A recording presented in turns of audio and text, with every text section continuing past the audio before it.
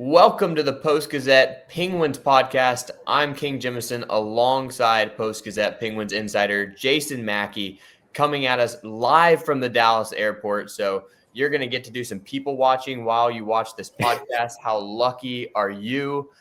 But Jason, how are you feeling after what was a very, very crazy Penguins win last night in Tampa Bay? King, if I was a fan, I would have loved that game. I mean, that was highly entertaining. You're frustrated, then you're happy, then you're frustrated, then you're happy. As somebody charged with writing about it, I was probably less entertained. It was nuts, but like a good kind of nuts, right? I mean, they certainly gave us drama. There's certainly narrative. Not complaining at all, but man, like that took me a minute. I had a 30-minute walk back to my hotel last night, and I know I could have taken an Uber, but like I just wanted to walk and think about that game and all the stuff we saw unfold. I mean, there was good, there was bad. I don't think the Penguins played particularly well. I know we're going to get into it a lot in this segment, man, but just wow, what a crazy game. There's no other way you can put it. It was easily one of the craziest games out there. And Erik Karlsson, who we're going to get to today as well, he used some expletive-laden language to describe just how he felt about it. But 2 points is 2 points, and the Penguins will take it. And before we get into breaking down this Lightning game and what it sort of says about where the Penguins stand, I want to say that this show is presented by Fanduel. And please like and subscribe wherever you're seeing this. We're looking to grow this channel. We're going to continue coming at you about 3 times a week. So there's going to be a lot of Penguins video content in addition to the great written work on post-gazette.com. So, Jason, the Penguins got out to a 3-0 lead last night in Tampa Bay against a Lightning team that's leading the Atlantic Division. But if you were watching the game, you probably felt more like they were down by 3 goals. Yeah. And then pretty soon it was a tie game. It comes down to both an Evgeni Malkin goal in the final minutes and then a goal waved off for Tampa Bay. But just walk us through from your seat in the press box the roller coaster of emotions that you saw inside that arena. Yeah, I mean, I'll go chronologically a little bit, King. I mean, the Penguins early on were not good at all. Tristan Jarry, it was just a firing squad on him. And frankly, like I was surprised they were winning. I was surprised it wasn't horribly lopsided. Tampa's got a ton of skill. You don't need me to tell you that. And the Penguins weren't doing a very good job controlling their speed through the neutral zone. Tampa was able to enter the zone. They're moving the puck around. Some of the rebounds there. I mean, I'm certainly not blaming Jarry, but like there were second and third chance opportunities. Just Tampa was everywhere. And Ville Koivunen gets a goal. Of all people, we were joking after this game. Never has there been a first goal that we cared about less. No offense to Ville, but just so many things happened. Anyway, the Penguins were lousy early. They were better in the second period. They start to get their game together, but then Tampa scores a couple, or they get the one late in the second period. And then the third, sort of back to the same thing. Jarry is hung out to dry, essentially. This was not a good team game for the Penguins. Gave up a lot of scoring chances, scoring opportunities for Tampa Bay. And then, I mean, all heck breaks loose at the end. Evgeni Malkin scores. You think, okay, this is it. They're going to figure it out. All they have to do is sit on this lead. And then Brandon Hagel's goal. And then, or Kucherov's would-be goal that hits off of Hagel.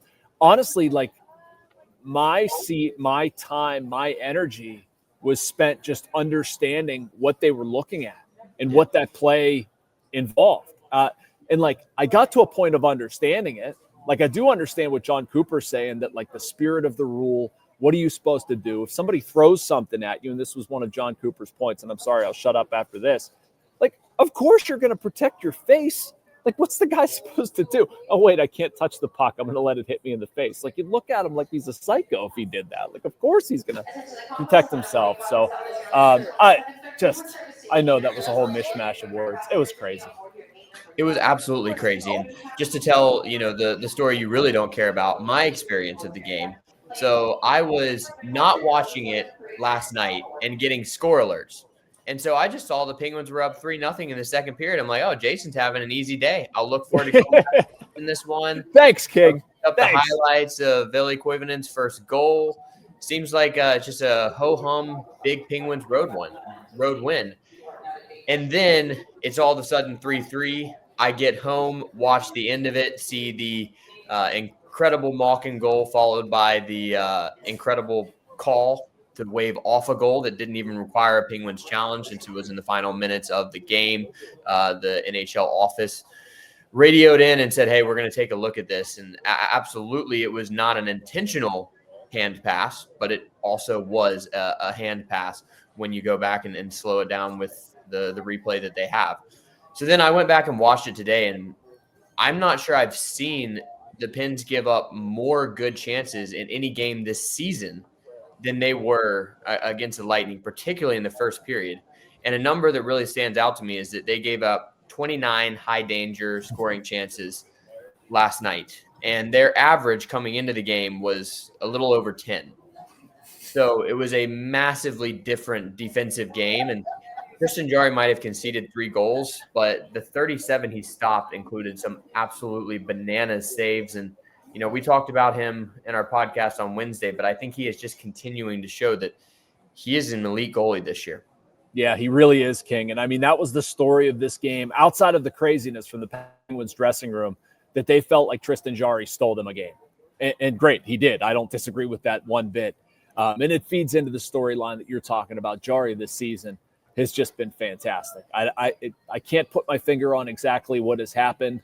I mean, maybe it's maturity, maybe it's comfortability in his own skin, maybe it's focus, maybe it's health, maybe it's all of these things. But boy, were the Penguins just elated with the effort they got from Tristan Jarry last night. I know Evgeni Malkin said Tristan Jarry was our best player.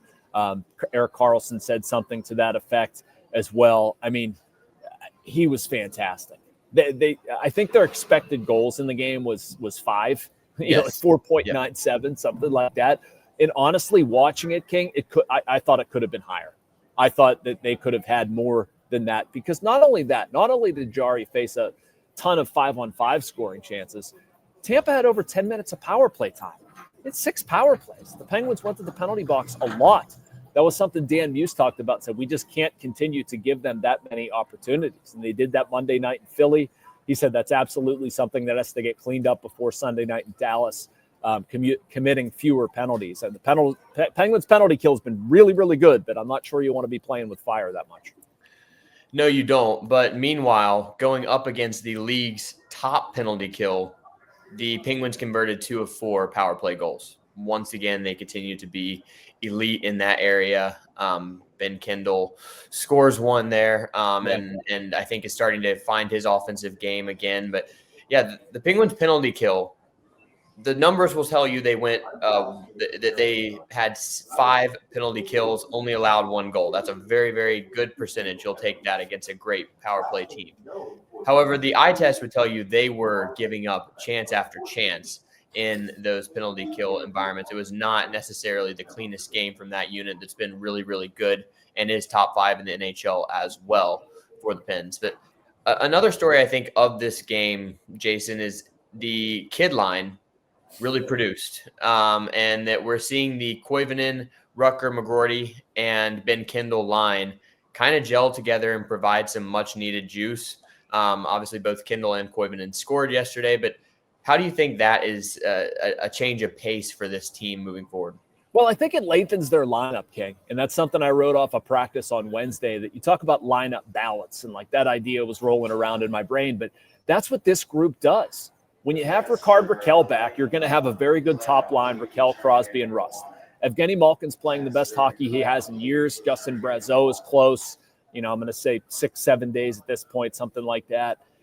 When he gets back, the size line with Malkin and Anthony Mantha has been very good. If you have 3 lines that can score, I covered several Penguins teams that had 3 lines that can score, and they generally ended in June with the Stanley Cup. And I'm not saying this group is going to win the Stanley Cup, but I'm saying they're going to be a lot better team for it if you have this kid line that can contribute. I talked to Ville Koivunen yesterday morning, talked to Ben Kindel yesterday morning. I talked to Rutger McGroarty in Philly about this dynamic, and I am curious about, like, what is it about you guys that clicks together? And I think they all think the game similarly. They can skate. I think they've got pretty good vision. They can read and react off of one another. King, I also think there's something here that they're just like like-minded people. They're in the same stage of life. Like, nothing against Ville Koivunen and Evgeni Malkin, but like, they're what, 22 and 39? We have people at our paper, just to put a real world example. Like, I work with Colin Beasley on the baseball side. Like, Colin, God love him, I'm not ripping on him. He and I are just different people. Like, I'm 42, I have 2 kids. Like, that's not his life. Like, I think you function best when you're around people who are, like you. Not all the time. It's not the only reason this line's been good, but I think it has helped them. I should note that those 2 goals for the kid line both came on the power play. So they were not actually playing together when they scored. But they were still good. You could still see the flow. And the offensive star was easily Malkin, who had 2 goals and another assist. I think he'd had a little bit of a quieter stretch after an incredible start to the season, but I think this game seemed to fire him up. And if he can play like that and be a true stalwart center of your second line, a hub of offense, then this is a team that's going to continue to be able to score a lot of goals. No doubt. No doubt.